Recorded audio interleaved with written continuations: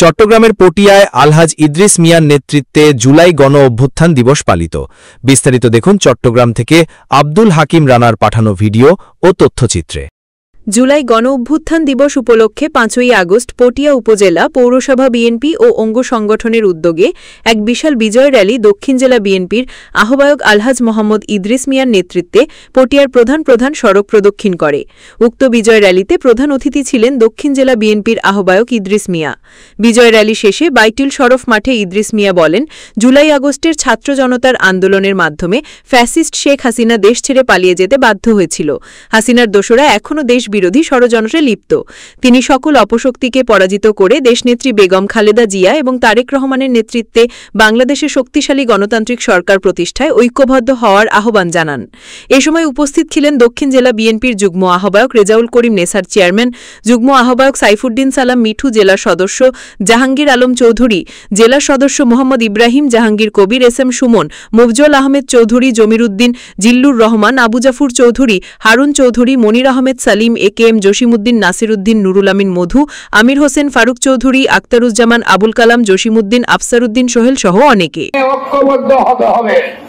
আমাদের সবাইকে এক ছাতার মধ্যে এসে আমাদেরকে পতাকার মধ্যে ঐক্যবদ্ধ রাজনীতির মাধ্যমে দেশ ও জাতির খেদমত আমাদের করতে হবে।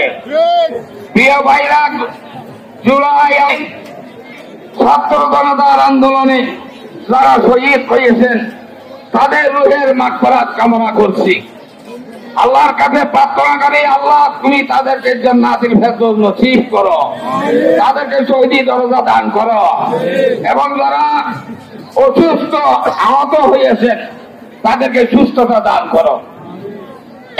এবং বাংলাদেশের যে নতুন দিনের এই দিনকে সামনে রেখে আগামী নির্বাচনের লক্ষ্যকে সামনে রেখে আমাদের নেতা জনাব তারেক রহমান এবং ইন্টারিয়াম গভর্নমেন্টের প্রধান উপদেষ্টা জনাব ডক্টর মোহাম্মদ ইউনূসের সাথে লন্ডনে যেই কথা হয়েছে, সেই জনগণের ভোটের অধিকার উদ্ধার করার জন্য 17 বছর স্বৈরাচারী শেখ হাসিনার বিরুদ্ধে বাংলাদেশের লক্ষ কোটি মানুষ সংগ্রাম করেছে, আহত হয়েছে, নিহত হয়েছে, গুম হয়েছে, আইনাগরে বন্দী হয়ে তাদের পরিবার পরিজনের খোঁজ খবর নিতে পারে নাই। আমরা আজকে এই আইনাগর এবং গুম হওয়া, খুন হওয়া যারা বিএনপির লক্ষ কোটি হয়েছেন তাদেরকে আমরা শ্রদ্ধার সাথে স্মরণ করছি। এই বিগত দিনে যারা খুন হয়েছে, গুম হয়েছে, তাদের রুহের মাগফিরাত কামনা করছি। বর্তমানে বাংলাদেশের বিরুদ্ধে যে ষড়যন্ত্র চলছে আভ্যন্তরীণ এবং আন্তর্জাতিক, এই ষড়যন্ত্রকে রুখিয়ে দাঁড়াতে হলে আগামী ডিসেম্বর ফেব্রুয়ারির মধ্যে নির্বাচন দিয়ে